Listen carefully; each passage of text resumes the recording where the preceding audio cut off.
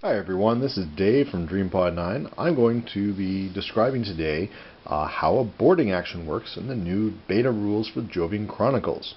A boarding action can be done in two ways. One, you can have an exo armor or fighter model, that is a small squad of exos, move to an enemy ship and try to board it.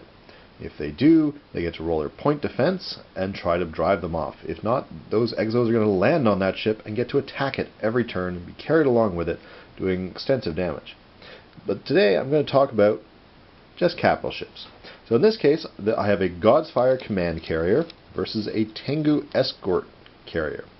Now, God's Fire is a very powerful ship, but sometimes you say, well, you know what?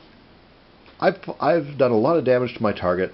But it's still there. It's going to shoot weapons at me again. I need a way to try to take it out, to finish it off this round. So I'm going to just describe how the Godfire is going to try to board and take the Tengu as a prize. So I'm going to look at the God's Fire. You'll see it's taken a number of damage now. It's still quite functional. It's only lost one weapon, one structure point, a couple point defense. It still has all of its Marines, all 5 Marines. So we're going to use those Marines. So the first thing I have to do is I have to get my ship within 1 inch of the Tengu, and I've managed to get my ship there. Now, what's going to happen is we look at the Tengu. The Tengu has taken a bit of a beating. It's lost half its point defense, it's lost some sensors, all of its thrusters, and even one of its Marines have been killed by critical damage. But it's only lost 1 structure point. It has 2 structure points remaining. And it's lost 1 of its missiles, so it's down to only 2 of its weapons. But, you know, it's still a threat to me, so I want to try to defeat it, try to take it out. But I have to do 2 structure damage, so how am I going to do that? Well, what I'm going to do first, I'm going to roll for the Tengu to see if the point defense of the Tengu can defeat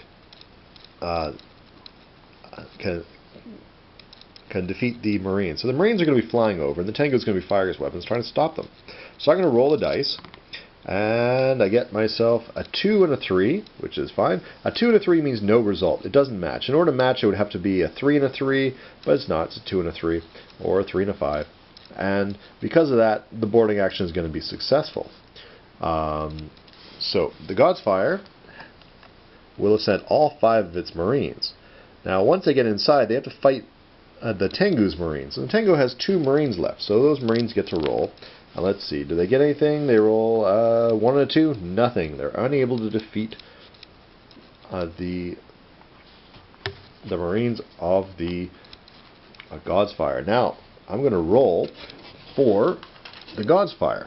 Now, let's see what happens. This is unscripted. Let's see how this works. Roll 5 dice, and let's see what I got. I got a 5, a 5, a 4, a 6, 3, a 3, 4, 6. Those are all singles, so they don't do anything. We got a double 5. So a double 5 would normally be just damage to thrusters, and in this case it would be randomized to point defense or sensors because there's still some rating left on the Tengu. But because it's a boarding action, they're on the inside of the ship. Armor is on the outside of a ship. So on the inside of the ship, you can do a lot more damage once you get in there. So on the Tengu, instead of being a double 5, it's going to count as a triple 5. And a triple 5 means it's taking some damage to its weapons. So we would randomize. We'd say 1 to 3, 1, 2, 3 for the missiles, 4, 5, 6 for the other missiles. So we're saying, okay, so this time the missiles ACS are completely knocked offline. They're unable to attack with them anymore, which is a great result. Because it's a triple 5, it also does 1 damage to structure. It's only got 1 damage left. Wow, that's pretty impressive.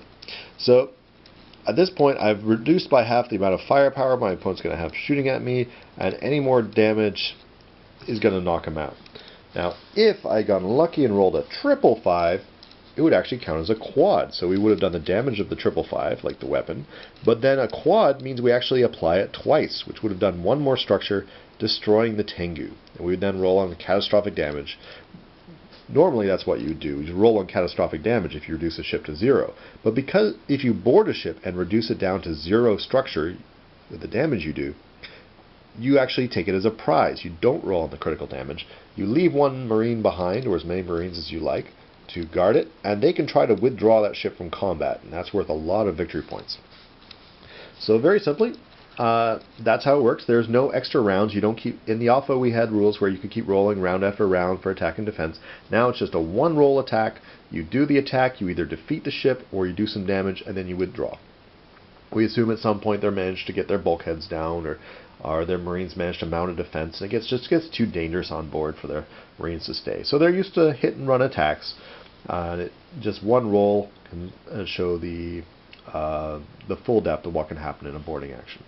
So I hope that answers your question. If you have any questions, please put them in the comments below. I'd be happy to answer them. You can also go to the forums at db9.com/forums and look for the Jovian Wars section in the current games, and we'll be happy to answer any questions you have about boarding actions.